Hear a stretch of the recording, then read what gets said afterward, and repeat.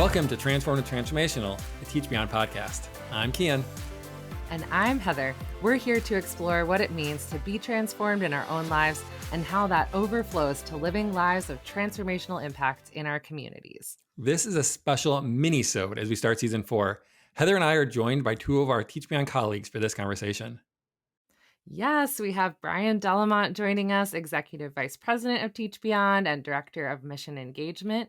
And of course, he's also our monthly guest on the podcast in our spiritual development series. Welcome back, Brian. Hey, Heather. Hey, Keane. Great to be back. Also joining us today is Christy Biscocho, who has been a teacher trainer, and now works with Teach Beyond Mobilization. Christy is going to be joining us for the first Work and Calling episode of the season in a few weeks, so you'll hear more from her. Hi, Christy. Welcome. Hey, it's so good to be with all of you.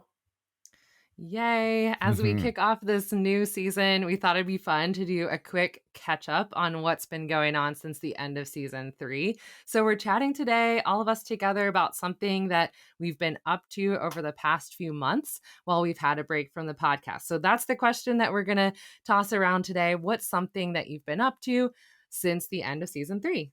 This feels a little bit like our weekly question. So what's true. one thing that's changing your life right now? Or the past summer, I guess. This can be something big or small, serious or light. And since it just seems natural, I guess I'm going to go first. I think at the end of last season, I mentioned that me and my family had just recently found a church we liked and we started going to it. So we've been going over the summer. And then just a few weeks ago, we did one of the new attender classes at the church, which I've never been a big thing on becoming church members. That wasn't kind of the tradition I grew up in, I guess. But it's really fun to go to the new attender class, learn about the history. It's an older church, so it actually has kind of a long history. And that was just something really fun, kind of getting involved in, becoming more engaged in the church.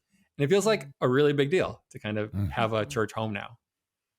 Oh, That's that so sounds cool, Keane. so good, Keane. We are over here in Germany, and I have to say, pretty much everywhere I've lived overseas, church has been the hardest part. So I am a bit jealous of you, to be honest. Can I ask, what was the thing that set apart this church that really drew you into wanting to be members there?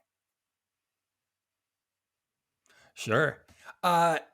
It's you don't want to just say like the people were friendly, but a big part was we've been to a lot of churches, and when we went there the first Sunday, we talked to a lot of people, and they were really good. They were really nice people. And then as we got to learn more about the church, we liked more and more things about it. So I think we've had some where you go to a church and the people are really friendly, and then you realize there's a lot of kind of gaps within the church, or people aren't friendly, and maybe you would have liked the church otherwise. But this had both things, so it was great. Oh, good. Well, I hope that's a really great experience for you guys.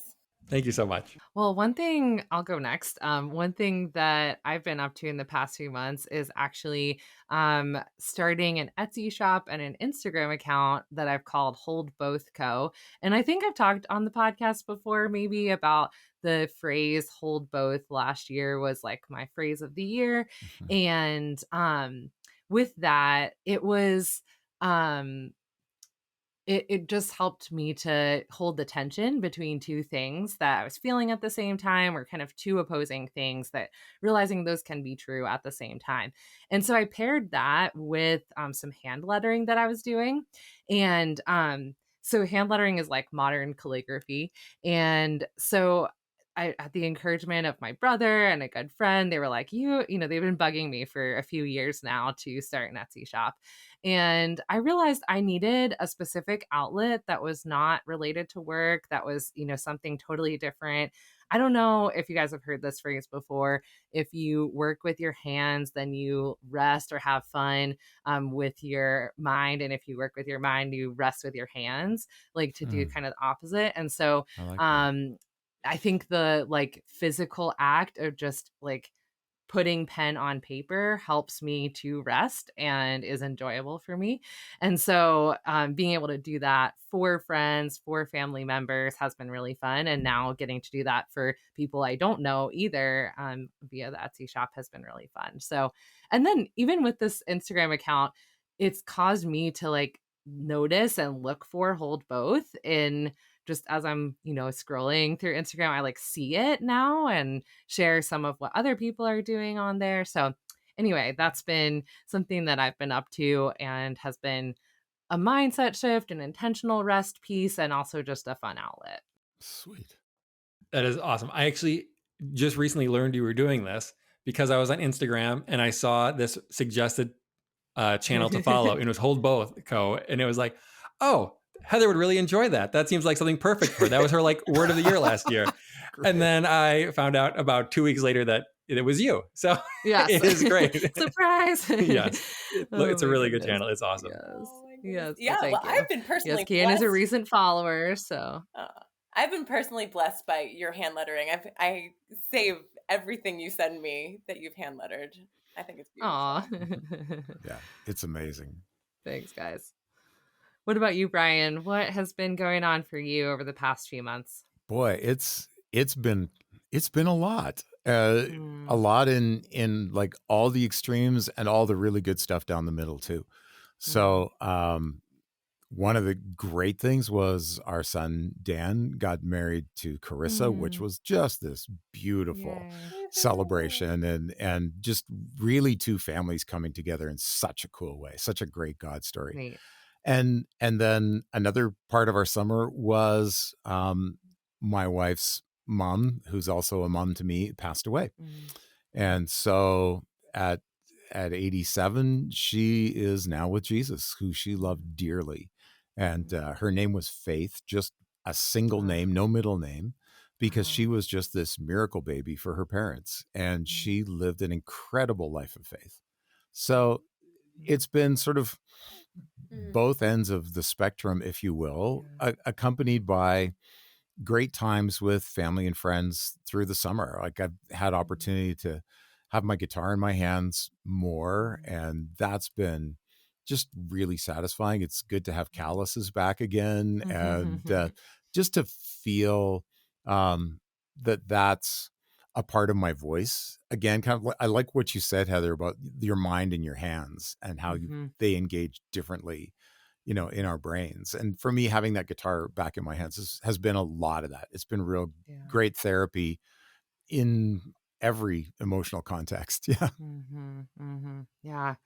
Well, it reminds me a lot of this hold both idea, Brian, that you've literally had a wedding and a funeral or a marriage and a death in your family, in your close family this summer. And I'm wondering what that has looked like for you and feeling that tension just so close to each other. What has it looked like to hold those two things in tension for you? Yeah. Ooh, great question. It's been messy. And sometimes we don't like messy. Like I don't like messy. I like to have stuff as ordered as I can get it. Yeah. Yeah. At the same time, you realize like we literally went from the wedding reception. We went home, we slept for 4 hours, and we got in the car and drove to where my mom, Dar's mom, was in hospice. And she passed away 3 days later. So it was that close, that intense. And it's this intermingling of the experiences, right? Where you go, yeah, this actually is what it's about. And just throwing real quick the sort of spiritual development hat on, I think it's so interesting that we see Jesus at weddings and funerals. Like that should tell us something about how we engage in both and fully present in both situations. And I was thankful that God helped us to be present in both situations and sort of not be preoccupied about something that wasn't happening in the room that we were in at that moment in time. Yeah. So it's good, but hard. Yeah. And good. And just following up with that too, Brian, just that Jesus felt all those emotions that you and your family felt this summer. That range, that jumble, like he's there in that. He gets it. It's a great hope. It's a great comfort. Powerful. So right. Yeah. Christy, how about you? What has been going on for you in the past few months? Well, I have discovered our online library app called Libby. And I'm very thankful because we are actually part of the military community, and so we get to go on base and we have a library, and there's kids books in particular. My kids bring home Awesome. truckloads of books and DVDs, because we have a DVD player in our Yes. minivan, which also looks like a spaceship in Germany. But I'm so thankful for our library. But the librarian one time shared with me that we could get like audio books and even books that I could have on my phone for the kids. And so my kids have been reading books on my phone this summer, like they're read to them. So I try to have a couple on my phone, like if we're going to go out to dinner or whatever, just so that they have something educational to do while we're sitting there waiting for our food. But then I then discovered, oh, there are things for adults on here too. So I've been reading books. And which is great actually, like on my phone, because I used to think I had to have a Kindle, which I did, but like I didn't like carrying it around. So this is great. You can just like read a book on your phone, you know, at the bank or wherever, the bus, wherever you are. And then audiobooks, magazines. It's opened up a whole new world of knowledge to me. That's awesome, Christy. So what's been like your top one or two discoveries? Has it been like a genre or authors or a series? What's really grabbed you? Pinkalicious. My kids are really into.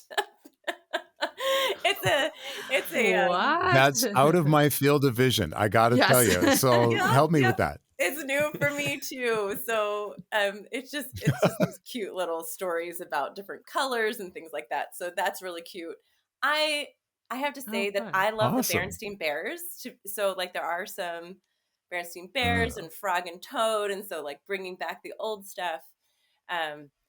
But my favorite, I have to say, is just getting into biographies again. I love reading stories of real people, hearing their fears, how they just charge through them anyway.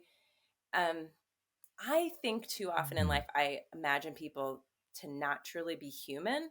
And so I love a good biography that like reminds you of their fear and their failings and all that. So yeah, that's great. Nice. Wow. Well, it was so fun to catch up with each of you and hear what's changing your lives lately. And I'm also looking forward to all the future conversations that we're going to get to have with the two of you and with others this coming season. And there's one other special announcement that we wanted to make sure you guys are aware of this season. We are introducing a mystery message beginning next episode with the start of season 4. At the end of each episode, you'll hear a word or a phrase which will form a message by the end of the season. So the first person to send in the full message after the last episode of the season will win a prize. Wow. This reminds me of the Christmas story. Do you remember when he was trying to translate? Do you remember? Does anyone remember it from the Christmas story? No, I'm sorry. No, it ended up being an Ovaltine commercial. It was fantastic. It was very disappointing. It is okay, so we're gonna cross that off the list. That's not what this mystery message is, but we're super excited about releasing this one week by week throughout the episodes throughout the season. So yeah, everyone make sure you listen in to the end of each episode starting next episode. There's a So yeah, thanks guys so much for joining us today. And again, you can look forward to hearing Christy and Brian soon on upcoming episodes, as well as so many other amazing guests who will be joining us throughout the season.